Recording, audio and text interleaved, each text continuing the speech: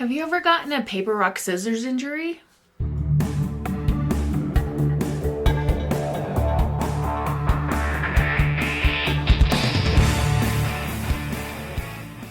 Hey guys, it's Bobi, aka Paginator, and today I have a little bruise on my finger because we had a paper, rock, scissors competition at my school, and I hit my ring one too many times with my other hand because I was going like this, slammed into my ring. Who knew you could get hurt from playing paper, rock, scissors?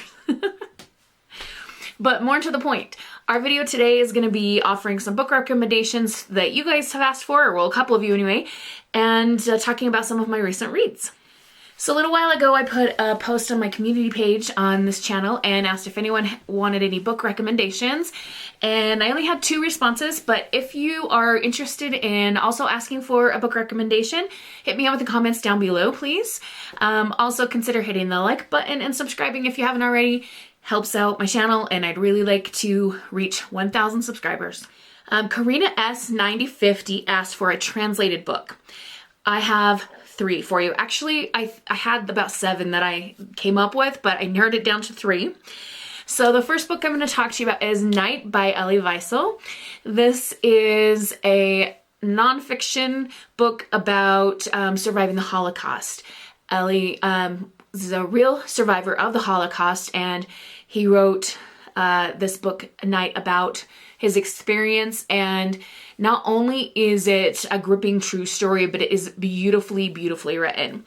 Now, it's been around for ages, so you probably heard of it, and these don't count as other official 3 books, but if you're interested in wartime fiction that are also translated books, there's Diary of a Young Girl by Anne Frank, and All Quiet on the Western Front by Eric Maria Remarque.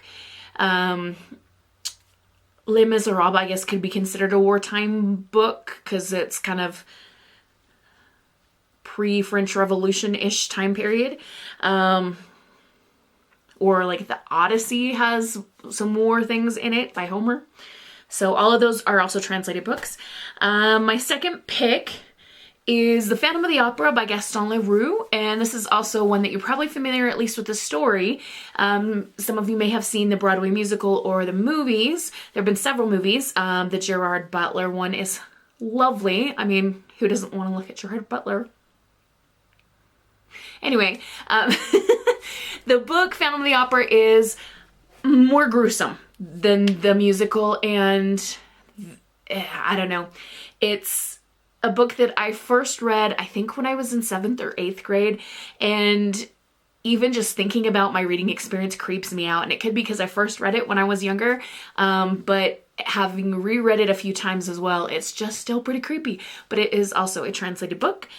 And then my third pick for the translated books is A Winter's Promise by Christelle Davos. This is the first in a series. There are 4 books, I think, in the series. So this follows Ophelia, who has 2 magical gifts. One is that she can take an object and see into its past, and another is that she can travel through mirrors. And she finds herself being promised in marriage to Thorn, who is part of this ark. And if you can see the picture here, like it's like a city that's like floating and stuff. These are arks, and they're different ones. And Ophelia finds herself being used as a pawn in like this court intrigue, and there's some mysteries as well as magical elements. And then there's this relationship between her and Thorn, and they have been promised to each other. And you think, oh gosh, this is going to be like one of those, he's going to be a big jerk, and then, you know, it's going to be a nightmare for her. But then things maybe are not quite that way. And the series itself is called The Mirror Visitor. And as I said, there's a lot of like intrigue, especially political intrigue between different clans and things like royalty, that kind of stuff. So it is definitely one that captured my attention, and I am very glad to have read this series. My other request for recommendations comes from Fiona Agate 3438. And she asked for an adult fantasy. Again, I tried to like narrow down some different choices, And so the first one, again, is one that some of you have probably heard of. This is The Name of the Wind by Patrick Rothfuss. And you can see that I was in the mood to tab books when I read this one, and there was a lot of them. This one is, actually, you know what? I want to just read the one paragraph on the back. Okay.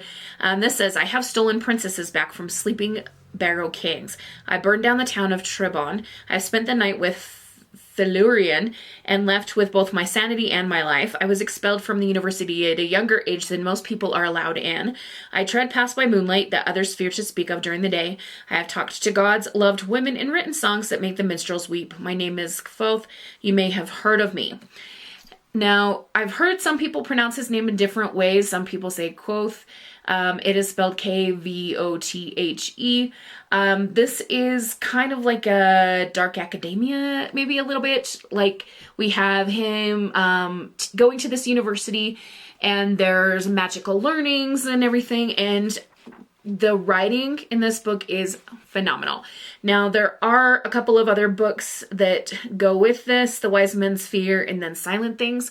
I haven't read either of those, but really, really, really, really, really enjoyed this one. The next adult fantasy, I checked on Goodreads, and it's been shelved as adult and young adult. So it could technically go both ways. This is the Daevabad series. Starts with The City of Brass, and it is by Shannon or S.A. Chakraborty.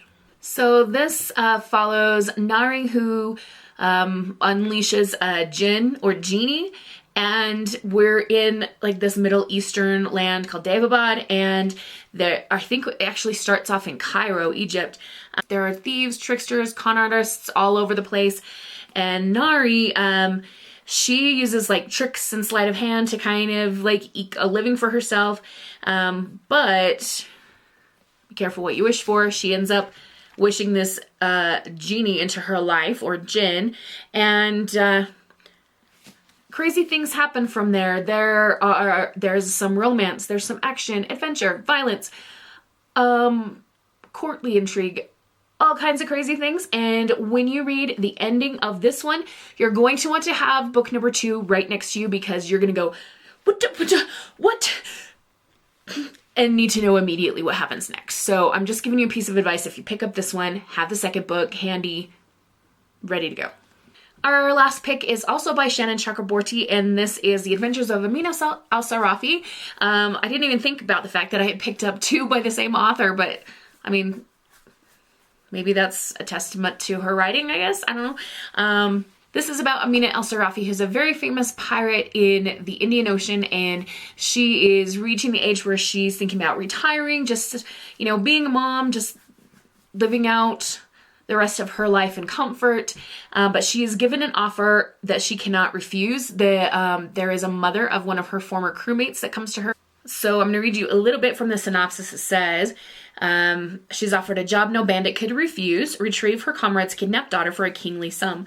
The chance to have one last adventure with her crew, do right by an old friend, and win a fortune that will secure her family's future forever. It seems like such an obvious choice that it must be God's will.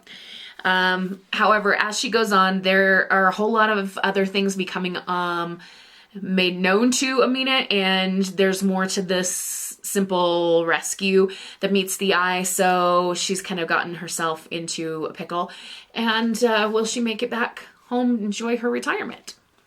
Okay, so that brings us to the end of the first part of the video, and then we're going to go into my reading bullet journal and talk about some of my recent reads.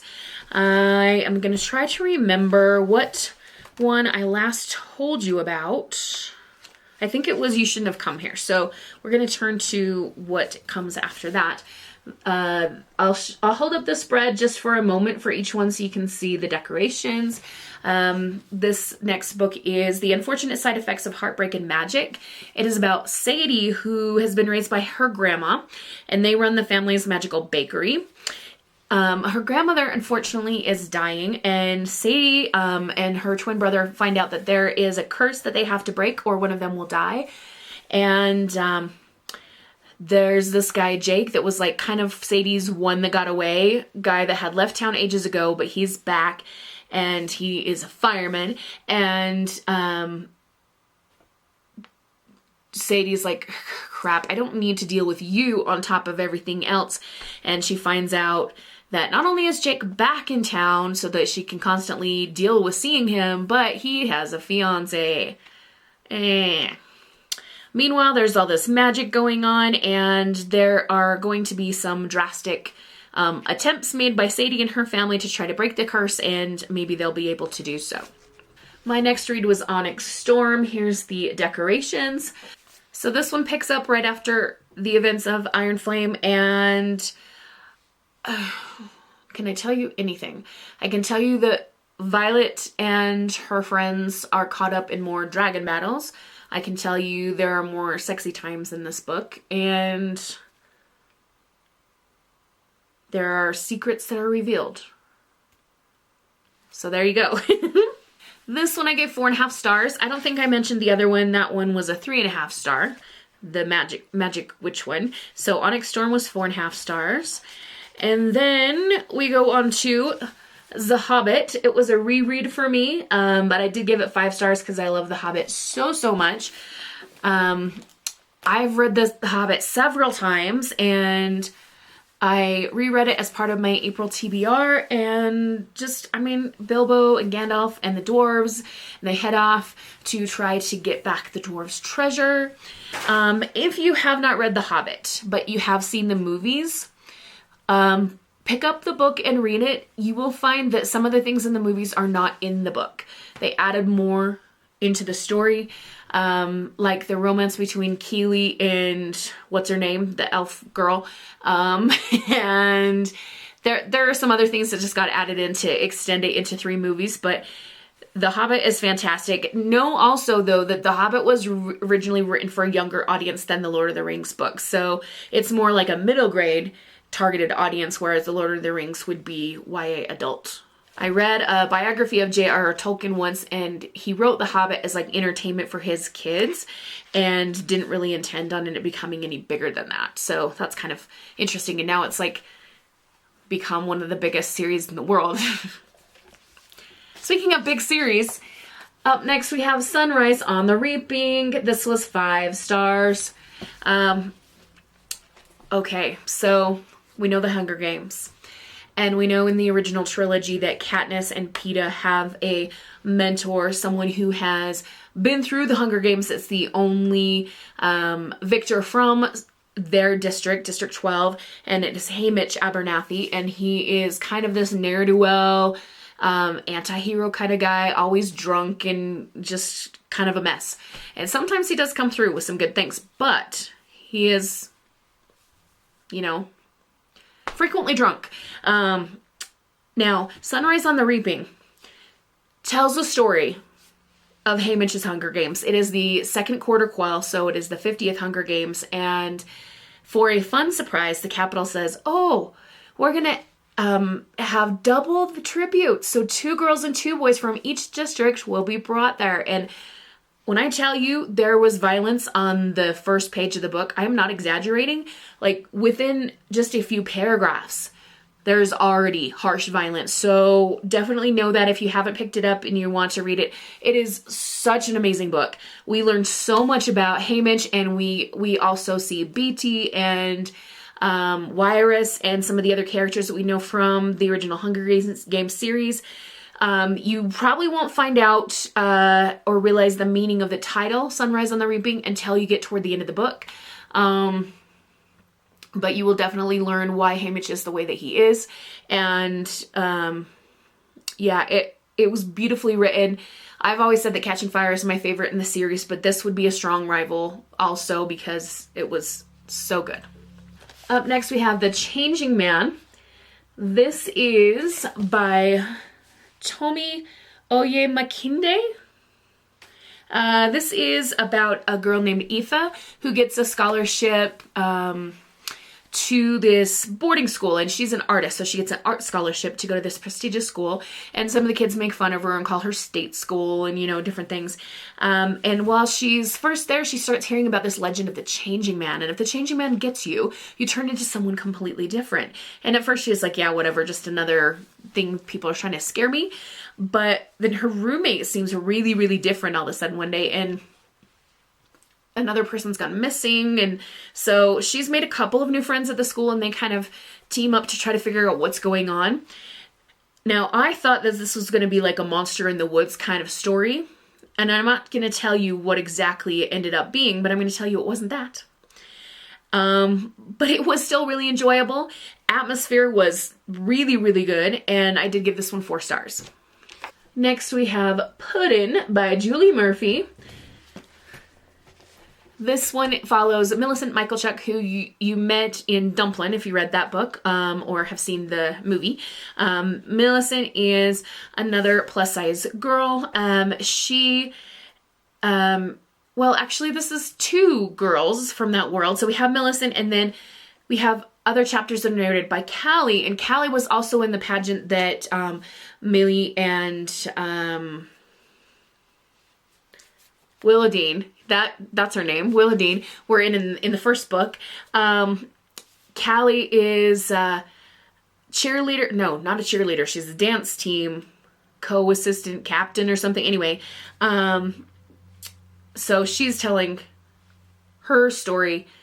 Millicent's telling her story, and these 2 girls end up having to work together because Millicent works at her uncle's gym, and the gym is like really declining in money, so they pulled their sponsorship from the school's dance team, and the dance team retaliated. Callie got caught and would not rat out the rest of her friends, so she's forced to work at the gym to pay back the cost of the insurance deductible and all that stuff.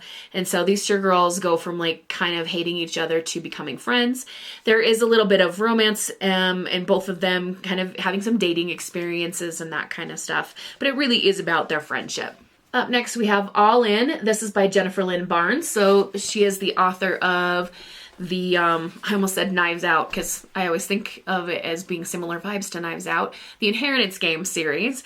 But All In is part of the Natural series, and it is about a group of teenagers who are naturally gifted at valuable skills. So they're kind of like a teenage offshoot branch of the FBI, and Cassidy is our main character.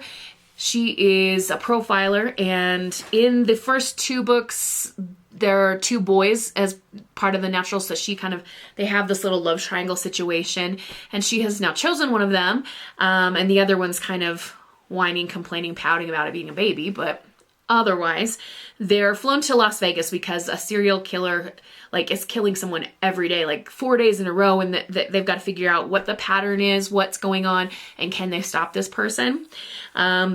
This one was really interesting in the way that they solved the murders and what was going on. Because it's part of a series, I don't want to say too much more, because there are going to be some returning characters and different things that I don't want to spoil you for. Next we had The Legend of Robin Goodfellow. This is a little indie published book that I won a giveaway for through Library Thing.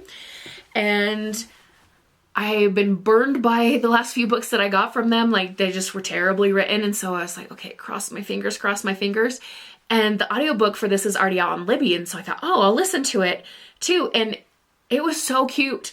So this is kind of part Midsummer Night's Dream, part Robin Hood. We have Robin, this young man who gets into some trouble. He goes fishing on the Lord's property and catches this fish. And the young lordling catches him and says, hey, that's not your fish. You have to give it back. And Robin just smacks him with the fish and runs away.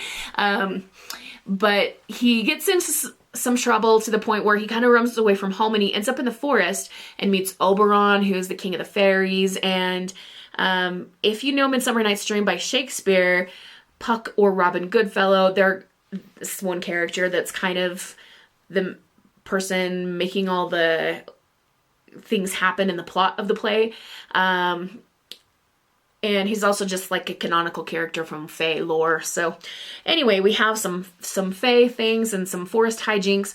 And then my favorite part, Robin is arrested, and he's going to be hanged by the local lord because he's kind of turned into this legend of the people. They're like, oh, Robin Goodfellow will save us and blah, blah, blah. And I'm not going to tell you what happens after that because you have to read it for yourself. It's only 155 pages. Go find it or listen to it.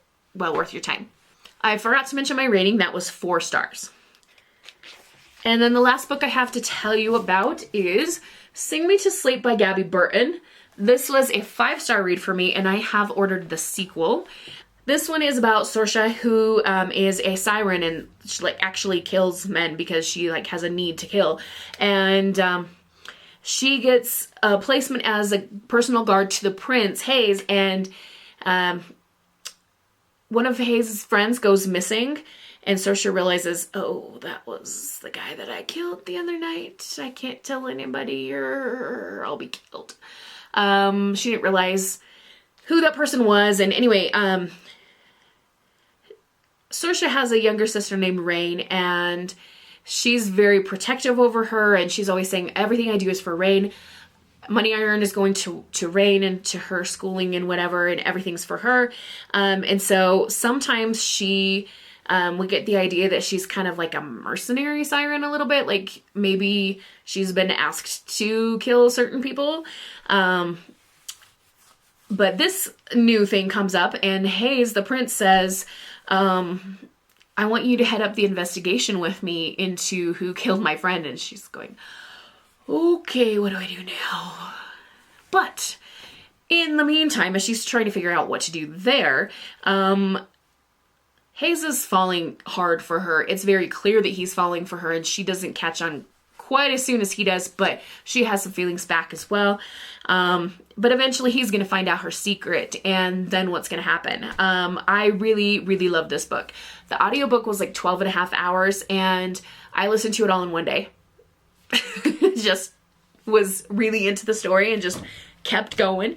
Did some crafting while I listened, made a little trip to Walmart and back, and you know, all that good stuff. So really, really excited to read the sequel because some things are set up at the end for the new adventure, and I can't tell you what that is, but there we go. Okay, so you've got some book recommendations and some book reviews, and I hope you have enjoyed this video. Like I said at the beginning, please give it a thumbs up, and if you would, please subscribe if you haven't already. Sometimes I look at the metrics for the channel, and it seems like quite a few people who aren't subscribed watch the videos, so it would really help me out a lot if you would hit the subscribe button. And I guess that's all I have to say. Hit me up in the comments below if you want any book recommendations or have any thoughts or feedback on any of the books I shared with you today, and we'll see you in the next one. Have a wonderful, magical, and bookish day. Happy reading. Adios.